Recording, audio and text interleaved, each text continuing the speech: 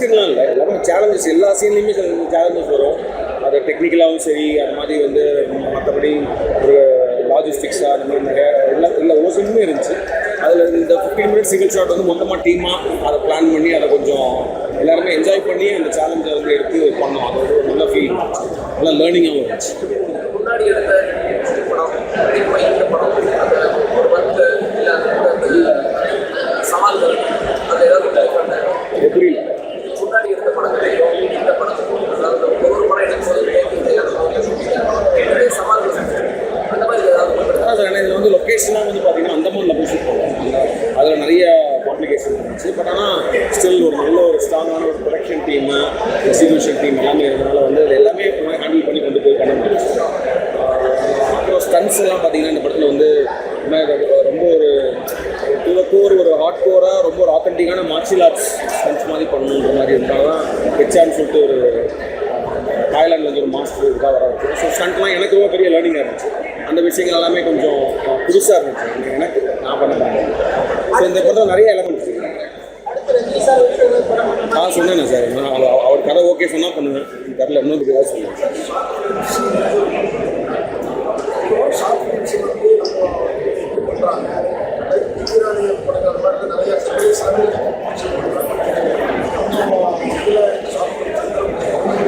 நம்மளே சூப்பராக பண்ணுறாங்க சார், ஷார்ட் ஃபிலிம் நிறையா பண்ணுறாங்க. நம்மளது நிறையா ஃபெஸ்டிவல்ஸுக்கு போய்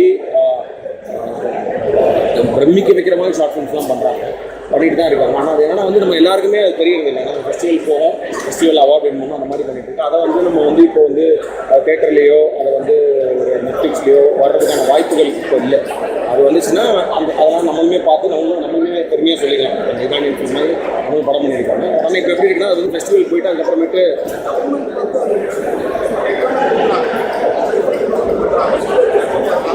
புரியல. இன்ஃபர்மேஷன் நிறைய அங்கங்கே இருக்குது. சில இதுக்கு வந்து பே பண்ணுறோம். இப்போ வந்து நம்ம அந்த கோவா ஃபிலிம் ஃபெஸ்டிவல்லாம் வந்து அதுக்குன்னே தனியாக ஸ்கிரிப்ட் லேப் இருக்குது. நீங்கள் வந்து ஸ்கிரிப்டவே பிச் பண்ணி அதில் வந்து நீங்கள் வந்து ஃபண்டிங் வாங்கலாம், அதெல்லாம் இருக்குது. ஸோ அது நிறைய பேர் வந்து அதை அப்ரோச் பண்ணிட்டு தான் இருக்காங்க.